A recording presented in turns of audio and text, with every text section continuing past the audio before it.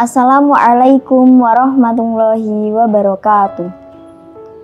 Alhamdulillah, alhamdulillah, alhamdulillahirabbil alamin.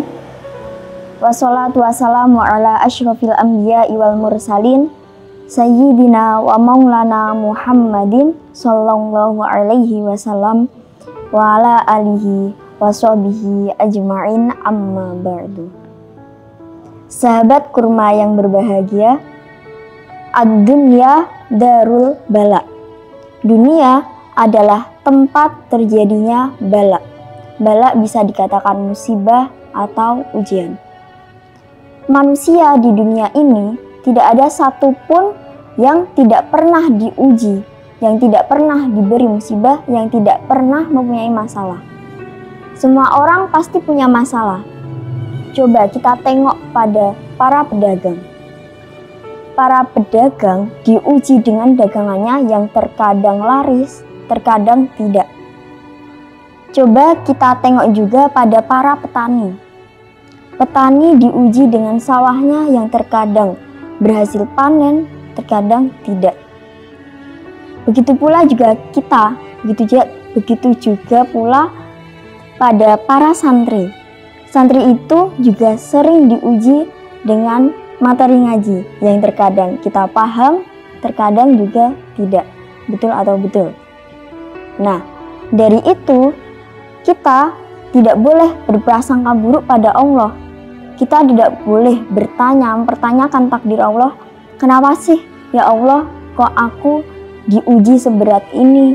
Kok aku punya masalah seberat ini? Kita tidak boleh seperti itu.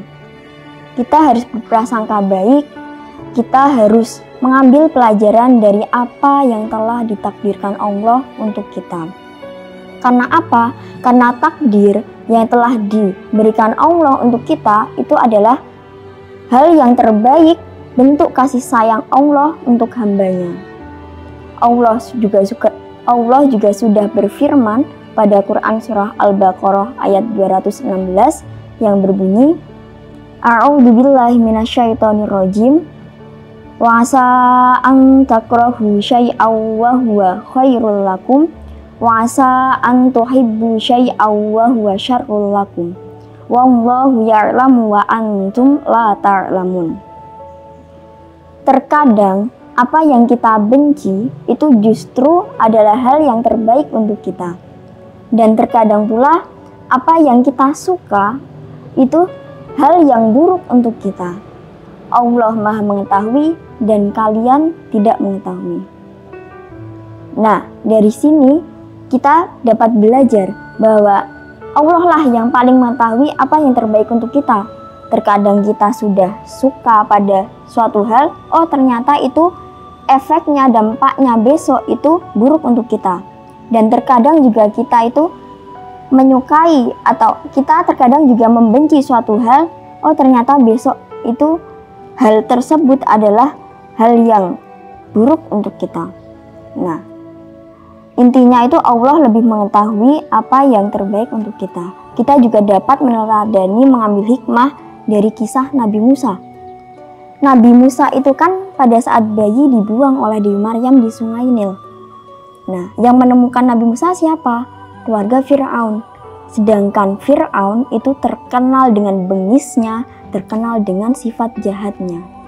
Dewi Maryam pun menjadi khawatir. Bagaimana bayiku ini ditemukan oleh Fir'aun? Apakah dia nyaman? Apakah dia diperlakukan baik oleh Fir'aun? Maryam tidak tahu.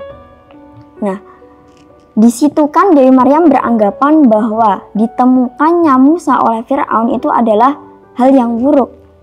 Tapi ternyata tidak. Dengan kuasa Allah, dengan kebaikan Allah, ternyata Nabi Musa dirawat oleh keluarga Fir'aun dengan baik hingga tumbuh dewasa dan diangkat menjadi nabi. Kita juga bisa belajar dari kisah Ummu Salamah. Ummu Salamah itu ditinggal meninggal oleh suaminya. Dia merasa sedih dan bertanya-tanya, kenapa sih kok aku diuji seberat ini, ditinggal meninggal oleh suamiku. Nah, di situ kan Ummu Salamah beranggapan bahwa ditinggal mati oleh suami itu adalah hal yang buruk.